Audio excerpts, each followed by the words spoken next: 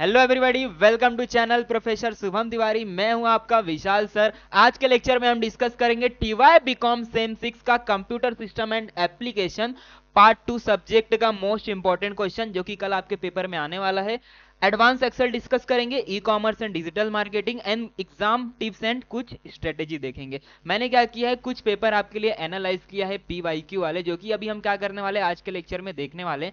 And जैसे जैसे हम लोग एनालाइज करते हुए चलेंगे, मैं आपको बताऊंगा जो मोस्ट इंपॉर्टेंट क्वेश्चन है जो कि कल आपके एग्जाम में आने का चांस है। ठीक है, सो कल पेपर है आपका। So without wasting of time हम क्या करेंगे, लेक्चर स्टार्ट करेंगे।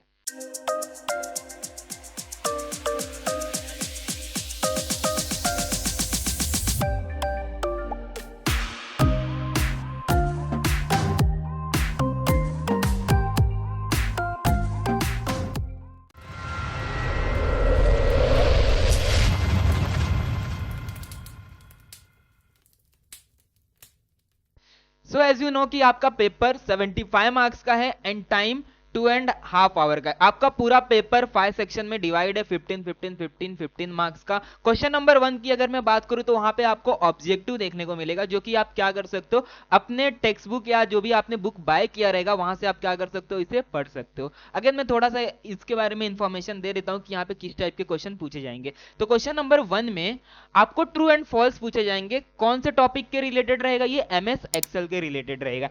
एंड क्वेश्चन नंबर बी की बात करूं तो यहां पर आपको देखने को मिलेगा मल्टीपल चॉइस क्वेश्चन। एंड ये जो क्वेश्चन रहेंगे ये आपके विजुअल बेसिक के टॉपिक से रहेंगे। ठीक है, तो अगेन ये ऑब्जेक्टिव टाइप के क्वेश्चन है। अगर मैं आगे की बात करूं तो सी वाले पार्ट की अगर मैं बात करूं तो सी में भी आपको क्या देखने को मिलेगा, सी वाले पार्ट में यहां पे अगेन आपको ट्रू एंड फॉल्स देखने को मिलेगा, बट ये ई कॉमर्स वाले टॉपिक से आएगा। एंड जो डी है आपका वहां पर आपको क्या देखने को मिलेगा, डी में आपको मल्टीपल चॉइस क्वेश्चन देखने को मिलेगा, जो अगेन किस टॉपिक से रहेगा, ई कॉमर्स से रहेगा। सो आज का लेक्चर हम मेनली फोकस करेंगे क्वेश्चन नंबर 2, 3, 4 एंड 5 के ऊपर। सो क्वेश्चन नंबर 2 पे आ गए। क्वेश्चन नंबर 2 में हम बात करेंगे, यहाँ पे जो क्वेश्चन पूछे जाएंगे आपको पूछे जाएंगे ई कॉमर्स से। यहाँ पे भी क्वेश्चन नंबर 2 में आपको दो सब क्वेश्चन दिखाई देंगे एंड दो सब क्वेश्चन के अंदर भी दो ऑप्शन आपको दिखाई देंगे, जिसमें से आपको क्या करना है, एक एक अटेम्प्ट करना रहेगा। मेनली आज का जो हमारा लेक्चर है वो मोस्ट इंपॉर्टेंट क्वेश्चन के ऊपर है, तो हम उसके ऊपर फोकस करेंगे। सो क्वेश्चन नंबर 2 ए की अगर मैं बात करूं तो इसमें आपको पूछा जाएगा explain the feature of e commerce. अब मैं बता देता हूं कि ई कॉमर्स अगर पूछा है तो आप उसके बारे में फीचर आप क्या लिख सकते हो। 24/7 अवेलेबिलिटी होता है, आप अपने बिजनेस को एक्सपांड कर सकते हो वर्ल्ड वाइड थ्रू इंटरनेट। ये सारी चीजें आप क्या कर सकते हो, फीचर ऑफ ई कॉमर्स में लिख सकते हो। तो ये मोस्ट इंपॉर्टेंट क्वेश्चन क्यों बनता है, क्योंकि ये लगातार 2 से 3 बार पूछा जा चुका है। ठीक है, 2 से 3 बार पूछा जा चुका है। तो explain the feature of e commerce important है, 8 मार्क्स का आपको पूछा जाएगा, तो ये क्वेश्चन आपको करना ही करना है। इसके बाद अगर मैं बात करता हूं क्वेश्चन नंबर बी, 2 के बी में अगर मैं बात करता हूं तो यहां पे आपको दो क्वेश्चन दिखाई दे रहे हैं, एक एम कॉमर्स है और दूसरा आपका सेट प्रोटोकॉल है। तो सी भी इंपॉर्टेंट है एंड आपका डी भी इंपॉर्टेंट है। ठीक है, सी भी इंपॉर्टेंट है, डी भी इंपॉर्टेंट है, क्योंकि ये दोनों ही क्वेश्चन क्यों इंपॉर्टेंट है, क्योंकि ये दोनों ही क्वेश्चन मल्टीपल टाइम आपके एग्जाम में पूछा जा चुका है। एम कॉमर्स के बारे में अगर मैं बात करूं तो एम कॉमर्स क्या होता है कि एक छोटा सा पार्ट होता है किसका, ई कॉमर्स का। एम कॉमर्स का अगर फुल फॉर्म में बता दूं तो मोबाइल कॉमर्स होता है। मोबाइल कॉमर्स क्या रहता है कि अगर हम कोई भी बिजनेस कर रहे हैं तो हम क्या करते हैं, ऐप के थ्रू उसको एक्सेस कर सकते हैं, जो भी हमारा ऑर्डर है, पेमेंट्स, इंटीग्रेशन, ये सारी चीजें हम करते हैं, तो वो सारी चीजें कहां पर आ जाता है, एम कॉमर्स में आ जाता है। तो अगेन ये दोनों भी क्या है, मेरे इंपॉर्टेंट क्वेश्चन है। तो अभी तक मैंने 3 इंपॉर्टेंट क्वेश्चन मार्क करवा दिए। ठीक है, ये सारे क्वेश्चन आपको क्या करना है, ई कॉमर्स से कंप्लीट करवाना है। इसके बाद अगर मैं बात करता हूं क्वेश्चन नंबर 3 में, तो क्वेश्चन नंबर 3 का जो क्वेश्चन है वो किससे आएगा, रिलेटेड रहेगा, वो एमएस एक्सेल से रिलेटेड रहेगा। ठीक है, अब एमएस एक्सेल से अगर रिलेटेड है तो उसके लिए आपको क्या आना चाहिए, एमएस एक्सेल के जितने फॉर्मूले वो तो आपको पता होना चाहिए, इसको अगर सॉल्व करना है। लेकिन अभी आपके पास इतना टाइम नहीं है कि आप क्या कर सकते हो, सारे फॉर्मूले रिवाइज कर लो एंड ये सारे क्वेश्चन आप सॉल्व कर सको। ठीक है, तो इसके लिए मैं क्या करूंगा, आपको वो क्वेश्चन बताऊंगा जिसे अगर आप करके जाते हो तो मैक्सिमम फॉर्मूला जो रहेगा एमएस एक्सेल का वो आपका क्या होगा, कवर हो जाएगा। एंड वो कुछ फिक्स्ड फॉर्मूले ही होते हैं जहां से क्या होते हैं, हमारे क्वेश्चन बनते हैं। ठीक है, यहाँ जहां से हमारे क्वेश्चन बनते हैं, तो मैं आपको वही वाले क्वेश्चन क्या करूंगा, यहाँ पे मार्क करवा के दे दूंगा। ठीक है, क्वेश्चन नंबर 3 ए का ए। ठीक है, इंपॉर्टेंट क्वेश्चन है। यहां पर अगर आप देख सकते हो, यहाँ पे एक वर्कशीट दिखाई दे रहा होगा, ए बी सी, यहाँ पे आपको कॉलम दिख रहा होगा, A B C and D. A B and C में आपको डेटा फिल किया हुआ है, row number 1 2 3 4 5 and 6। I hope सबको ये विजिबल रहेगा, ठीक है। ए में यहाँ पे ईएमपी कोड है, ग्रेड है, बेसिक सैलरी है, यहाँ पे इंसेंटिव को पूरा ब्लैंक रखा गया है, ठीक है। रो नंबर 2 से हमारा डेटा क्या होता है, स्टार्ट होता है, रो नंबर 2 से रो नंबर 6 तक।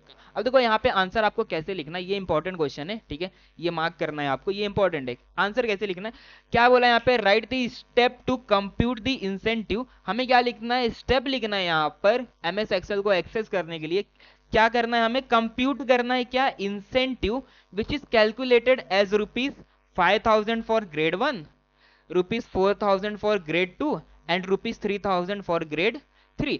अगर आपने ये पढ़ा रहेगा, इफ एंड नेस्टेड इफ का जो फॉर्मूला रहता है एमएस एक्सेल में, अगर वो आपको पता है तो आप डायरेक्टली क्या कर सकते हो, इंसेंटिव को यहाँ पर कैलकुलेट कर सकते हो। बस आपको क्या करना रहेगा, यहाँ पे इफ के लिए 5,000 फॉर ग्रेड 1 अप्लाई करना है, ₹4,000 फॉर ग्रेड 2 अप्लाई करना है एंड 3,000 फॉर ग्रेड 3 अप्लाई करना है। अगेन मैं यहाँ पे मोस्ट इंपॉर्टेंट क्वेश्चन की बात कर रहा हूँ, यहाँ पे मैं अभी सॉल्यूशन प्रोवाइड नहीं कर रहा हूँ, तो ये आपके लिए इंपॉर्टेंट क्वेश्चन है, ठीक है।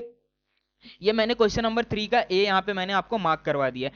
आगे चलते हैं, बी की अगर मैं बात करूं तो बी में अगेन आपको यहाँ पे क्या देखने को मिलेगा, बी में अगेन एमएस एक्सेल का क्वेश्चन है। एक बार क्वेश्चन देखते हैं, ए बी सी आपको क्या दिया है, डी एंड ई, यहाँ पर आपको 5 कॉलम दिया है एंड जो रो स्टार्ट होता है 1 2 3 4 5। रो नंबर 1 तो उन्होंने हेडिंग के लिए यूज किया name sales discount bonus and total earning. Question क्या पूछा है, discount 5% on sales up to 40,000, 8% on sell up to 40,000 but up to 70,000 and 10% on sell above 70,000। Again if and nested if का यहाँ पर क्या लगाना है, आपको कंडीशन अप्लाई करना है, ठीक है। इफ एंड नेस्टेड इफ का कंडीशन अप्लाई करना है जिससे आपको सी डी एंड ई जो भी यहाँ पे आपको क्वेश्चन पूछे 3 सब क्वेश्चन, आप यहाँ पे आंसर इसका निकाल सकते हो। तो अगर आप ये वाला क्वेश्चन कर लेते हो, ठीक है, इफ एंड नेस्टेड इफ का यूज करके, बी वाला भी आपको बहुत इजिली समझ में आ जाएगा। लेकिन मैं यहाँ पे मार्क करूंगा क्वेश्चन नंबर बी ए का, क्वेश्चन नंबर ए का बी, क्वेश्चन नंबर ए का ए जो आपके लिए इंपॉर्टेंट रहेगा, ये आपको क्या करना है, करके जाना है, ठीक है। आगे बढ़ते हैं, आते हैं क्वेश्चन नंबर 3 के बी पे, ठीक है। 3 के बी में सी एंड डी आपको दिखाई दे रहा होगा, जिसमें से आपको क्या करना है, जिसमें से क्या करना है, आपको एक अटेम्प्ट करना है। अगेन यहाँ पे भी आपको कॉलम्स दिखाई दे रहे हैं एंड इसके ऊपर कुछ हमें क्वेश्चन पूछे रहेंगे, ठीक है। जैसे यहाँ पे अगर क्वेश्चन की मैं बात करूँ, total salary in column E, column E में हमें टोटल सैलरी देके रखा है, यहाँ पर कॉलम ई में हमें टोटल सैलरी देके रखा है, ओके। टोटल सैलरी का फॉर्मूला क्या है हमारे पास, हावर वर्कड एंड आवरली रेट, ठीक है। तो इसके लिए अगर मैं फॉर्मूला बनाऊं, मुझे क्या कैलकुलेट करना है, total salary in column E calculate करना है, स्टेप्स मुझे बताना है।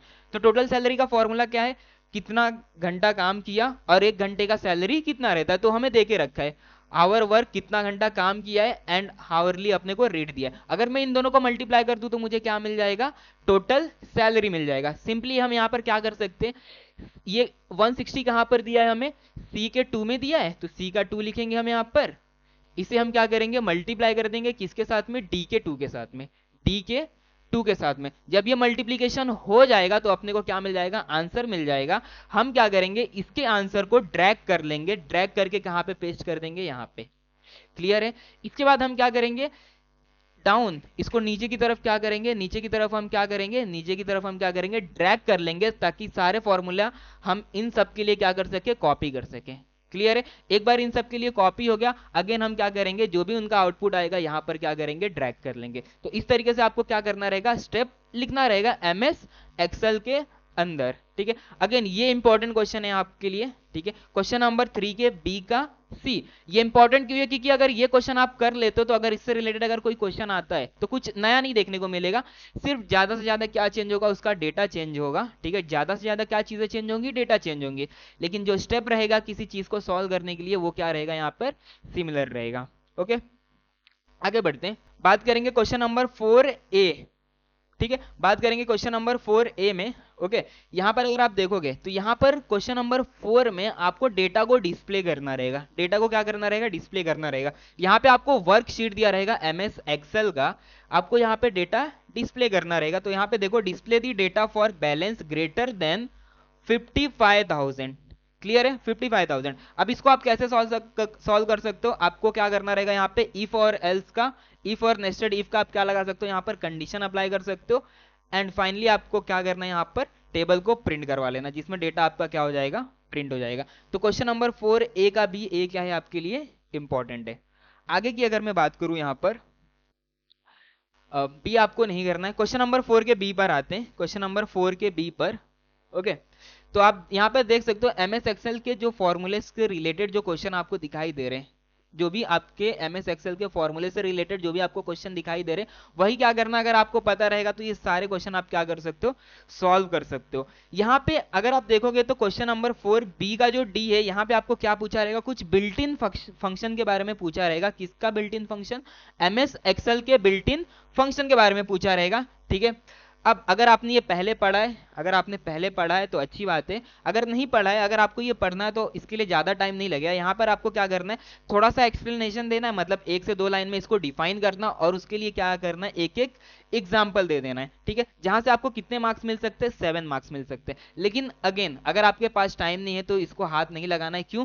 क्योंकि एमएस एक्सेल में यहाँ पर भले ही आपको 7 बिल्ट इन फंक्शन दिख रहे हैं, लेकिन बहुत सारे होते हैं, बहुत सारे बिल्ट इन फंक्शन होते हैं। ठीक है, इसके बाद अगर मैं बात करूं, इसके बाद आता है हमारा क्वेश्चन नंबर 5A।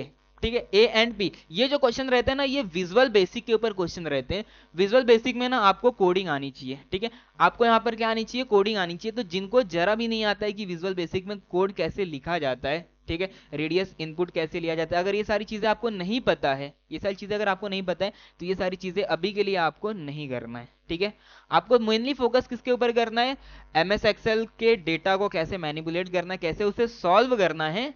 एंड जो मैंने आपको क्वेश्चन दिए थे हाईलाइट करके, ई कॉमर्स के रिलेटेड दिया था, ठीक है, सेट प्रोटोकॉल के ऊपर दिया था, ये सारे क्वेश्चन आपको क्या करना है, स्टडी करना है। तो एक पेपर हमने क्या किया, यहाँ पर विजुअलाइज कर लिया, जहां से मैंने मोस्ट इंपॉर्टेंट क्वेश्चन आपको बता दिया है। अब मैं चलता हूँ क्वेश्चन पेपर नंबर 2 की तरफ। पेपर नंबर 2 में भी मैं आपको दिखा देता हूँ कि कैसे क्वेश्चन रिपीट होते हैं।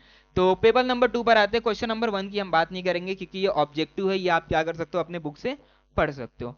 ठीक है, इसके बाद हम बात करेंगे आगे, क्वेश्चन नंबर 2 पर आते हैं। ठीक है, यहां पर आप देखोगे तो explain the following B2C and B2B model in e commerce. ये अगेन आपके लिए इंपॉर्टेंट क्वेश्चन है। ठीक है, एक्सप्लेन एनी 4 रेवेन्यू मॉडल इन ई कॉमर्स, अगर ये आप छोड़ देते हो तो चलेगा। सेट प्रोटोकॉल पूछा है आपको यहाँ पर, तो अगर आपने ये कर लिया तो ये मल्टीपल टाइम ये जो क्वेश्चन आपको दिखाई दे रहे ये पूछा गया है। तो सेट प्रोटोकॉल आप अगर आपने पढ़ लिया तो यहाँ से आपका हो जाएगा। अगेन जैसा मैंने एमएस एक्सेल आपको एक्सप्लेन किया था कि एमएस एक्सेल के डेटा को कैसे मैनिपुलेट करना है, तो सेम टाइप के क्वेश्चन आपको देखने को मिलेंगे।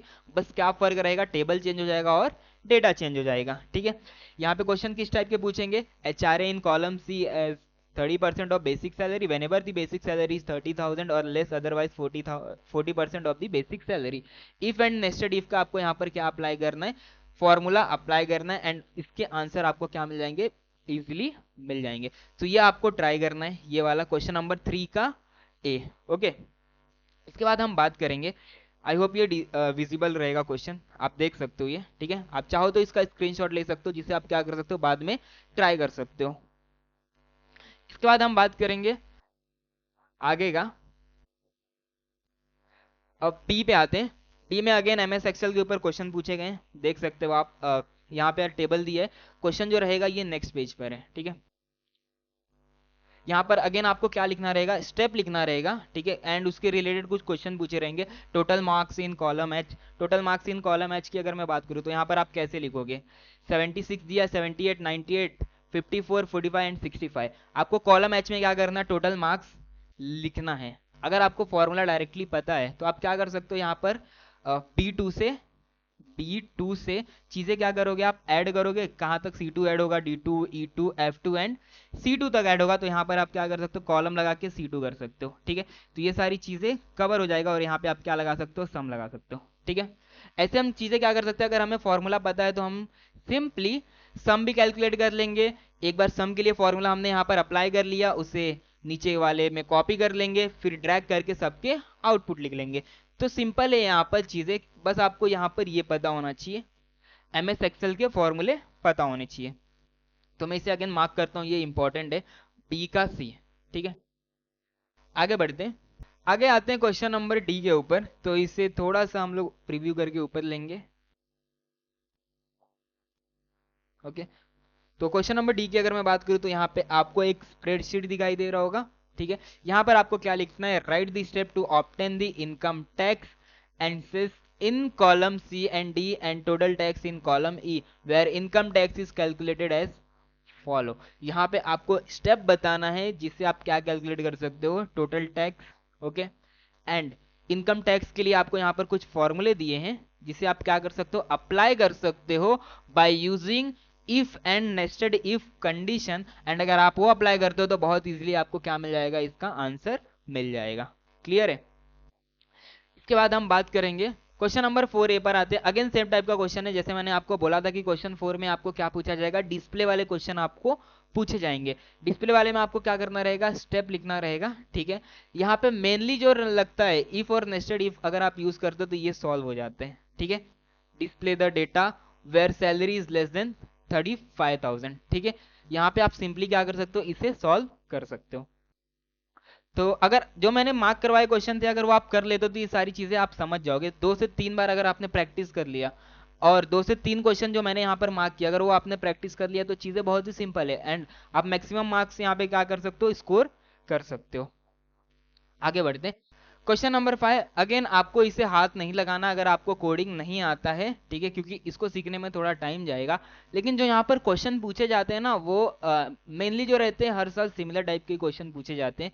अगर आपको चाहिए रहेगा तो इसके ऊपर हम सेपरेट वीडियो बना देंगे कि यहाँ पर कोडिंग कैसे लिखा जाता है एंड एमएस एक्सेल के फॉर्मूले किस तरीके से अप्लाई किए जाते हैं एंड उसके स्टेप कैसे लिखे जाते हैं सो दैट आपको फुल मार्क्स उस टाइप के क्वेश्चन में मिल सके, ठीक है।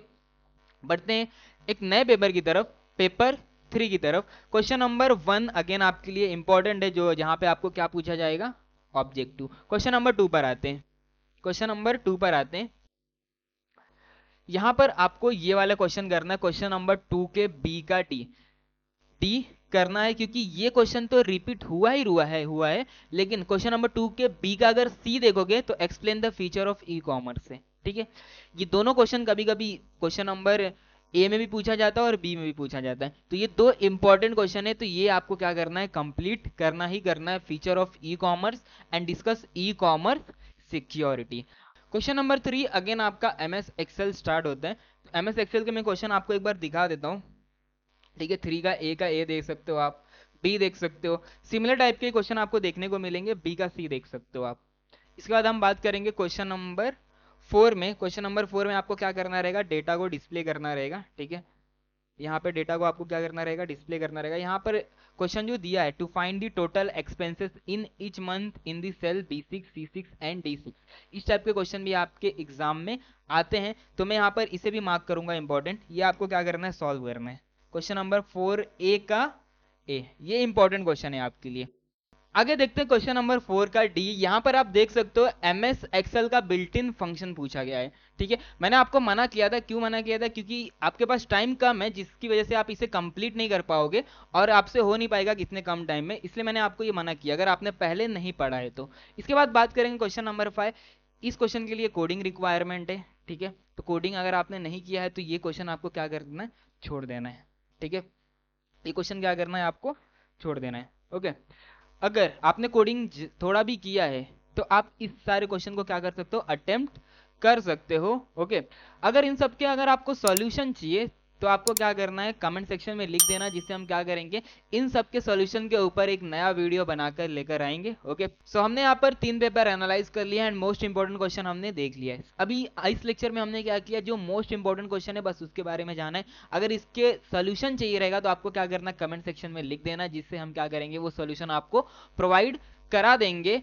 एंड वीडियो में अगर आपको मजा आया तो वीडियो को लाइक कर दो, चैनल पे नए हो तो चैनल को सब्सक्राइब कर दो। मिलते हैं हम नेक्स्ट लेक्चर में, तब तक के लिए बाय बाय, थैंक यू।